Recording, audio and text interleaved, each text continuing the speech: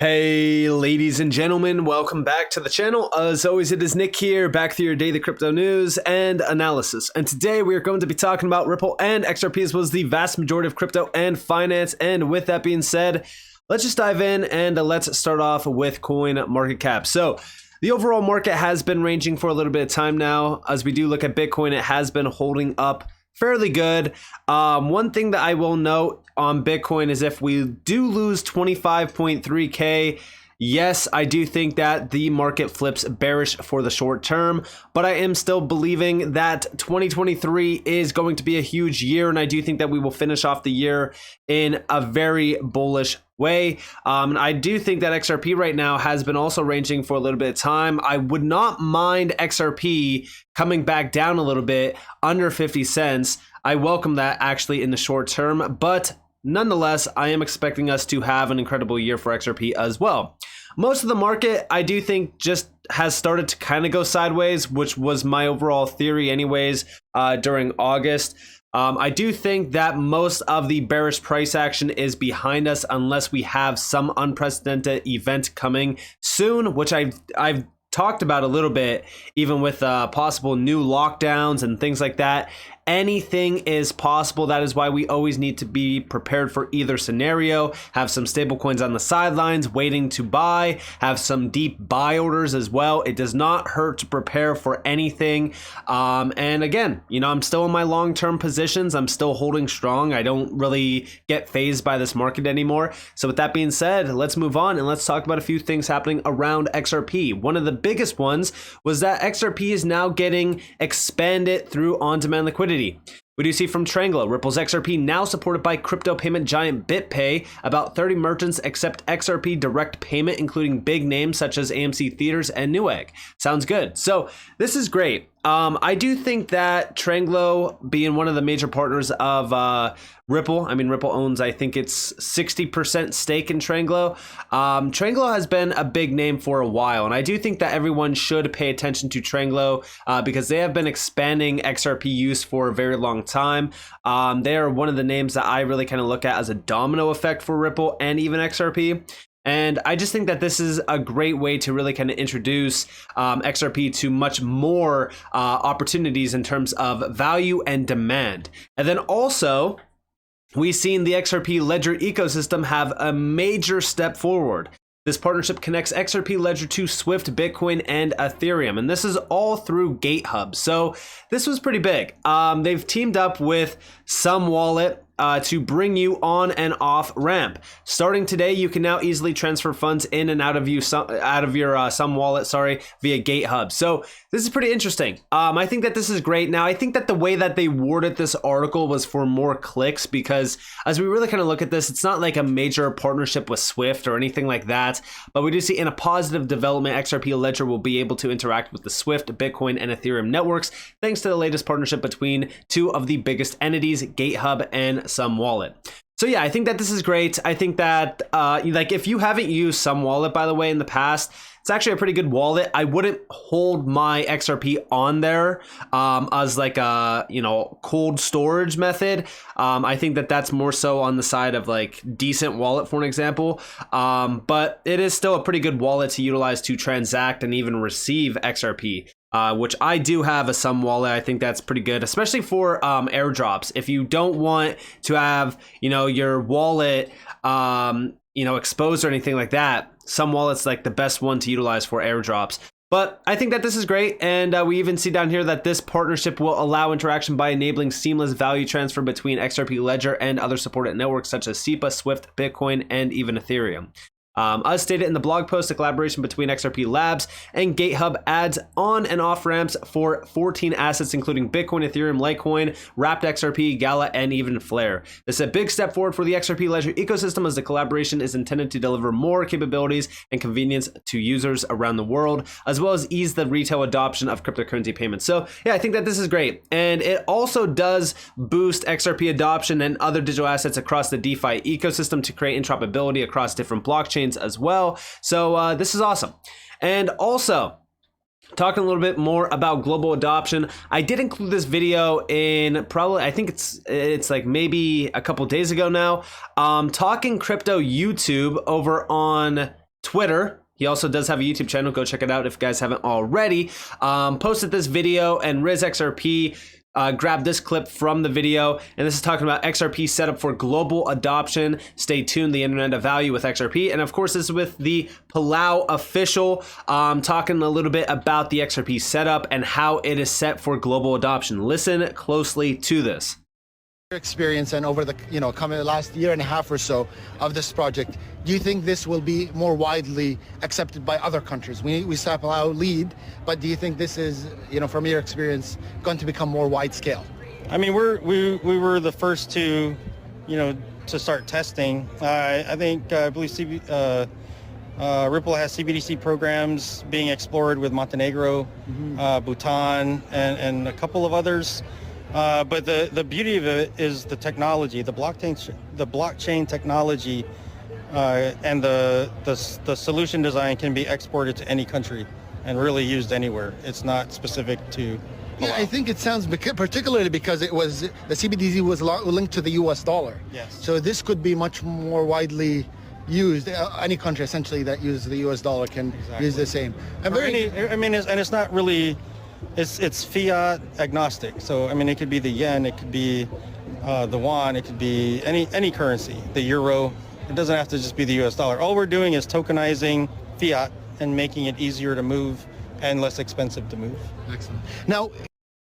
And there you guys have it. I do think that as we really kind of look at payment technology, even, with what Palau is doing, I think that Palau is one of the major first ones to go full on with this initiative. And I think that this is going to really kind of start a domino effect in the way that, Ripple's product around stablecoin and CBDC issuance will most likely catch a major trend.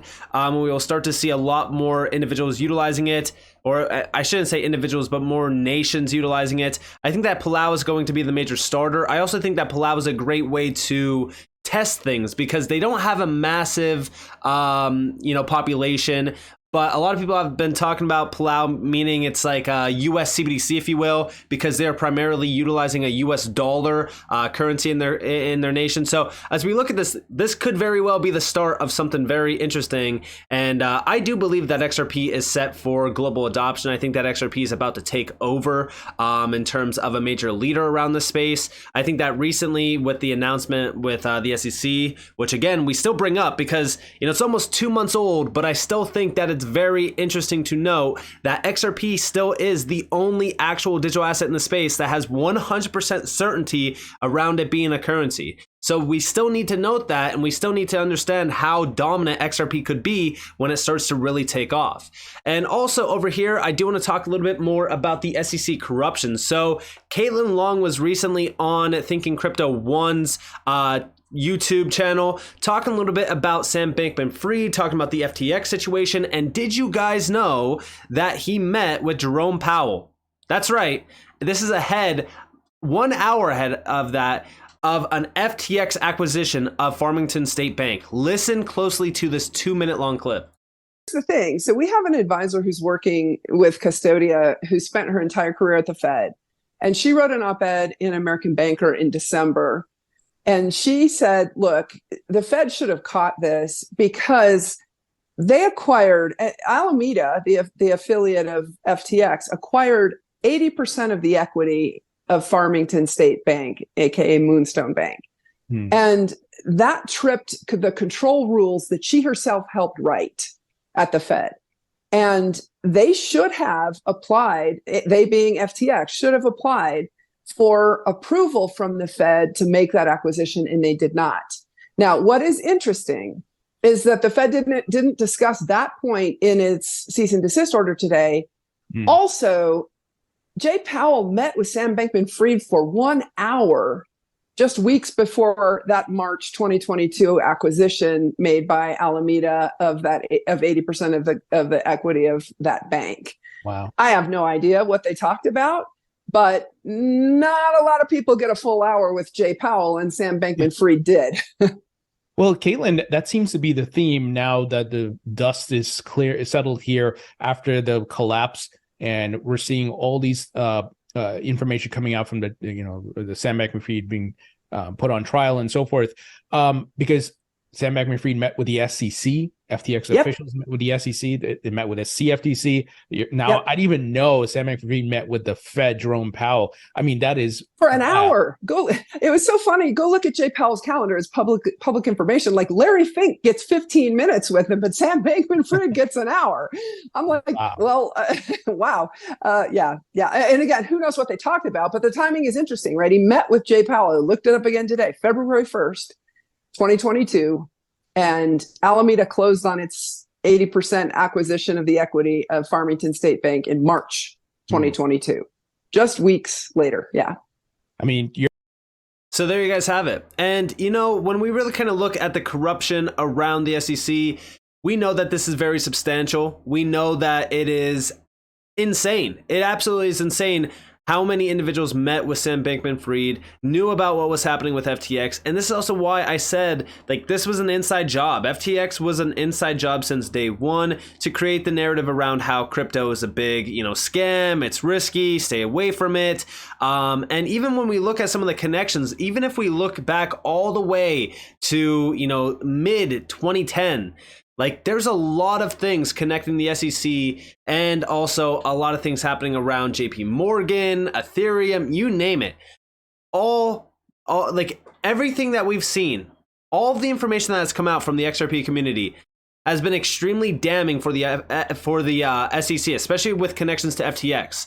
I do question if anything will happen with this. I wonder if the SEC will ever be investigated. We know as a government agency, this is very rare for them to get investigated, but I would love to see something come from this. We do see over here from Digital Asset Investor, everyone in crypto should read this thread, especially the part where Ashley Prosper 1 files an FOIA with the SEC to get any email communications between the SEC and JP Morgan about Ripple, and then this happens, which was the SEC fines JP Morgan subsidiary for deleting 47 million emails, some related to subpoenas, and this was June 22nd, 2023.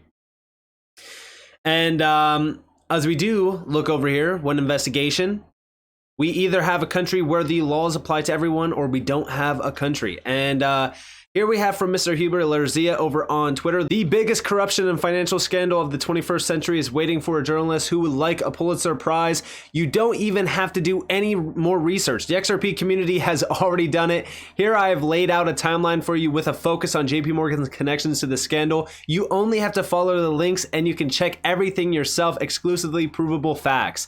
And here we have JP Morgan and Ripple competitor Consensus found the Enterprise Ethereum Alliance. February 2017. April of 2017, JP Morgan leaves inside R3 consortium with Ripple as a member. July 2017, the SEC publishes the only official guidance on cryptocurrency to date. It ignores the Ethereum ICO and gives the Ethereum DAO a first free pass. And then December, same year, JP Morgan senior executives visit Ripple the day before the escrow was enabled.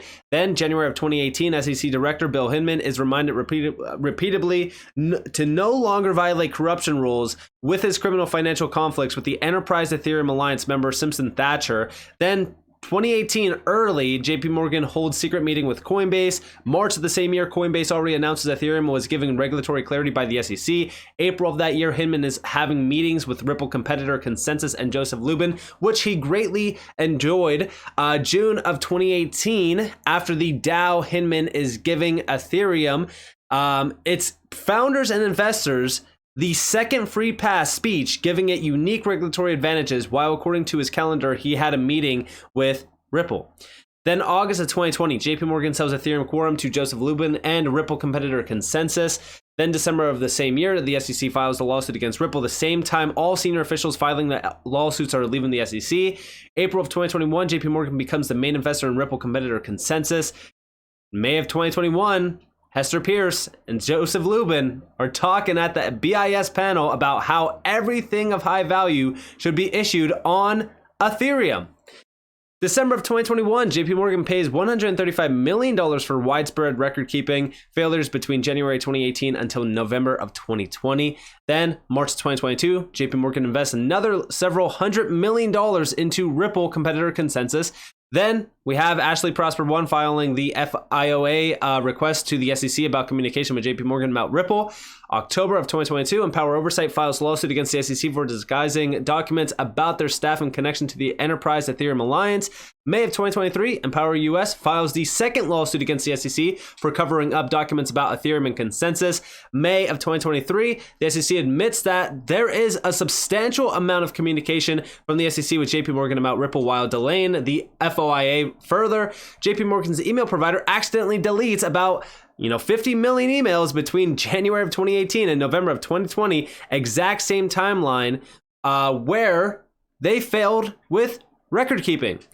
Ripple's general counsel calls for an investigation into Hinman's criminal financial conflicts. To this day, the SEC's general counsel ignores it all. Is it because this is now the SEC's fourth general counsel in just under 3 years? In the end, everything boils down to a single question. Why has Ethereum received unprecedented regulatory privileges from the SEC? And I think everyone in the XRP community should 100% be asking the same exact question.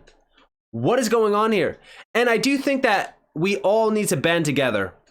And I'm telling you right now, we need to see some type of action here. Maybe we all need to sue the SEC, but something has to give. And by the way, shout out to Utility Theory over on Twitter, Blockchain Utility on YouTube.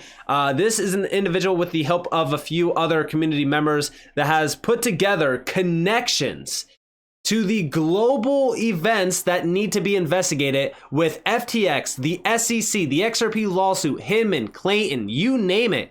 This is a massive map of all of the connections. It's all interactive. You can move this around. You could zoom in. You could even look at everything happening around Sam Bankman-Fried with FTX, the connections to FTX all the way back to Gary Gensler. Here's Gary Gensler right here. Here's Bill Hinman.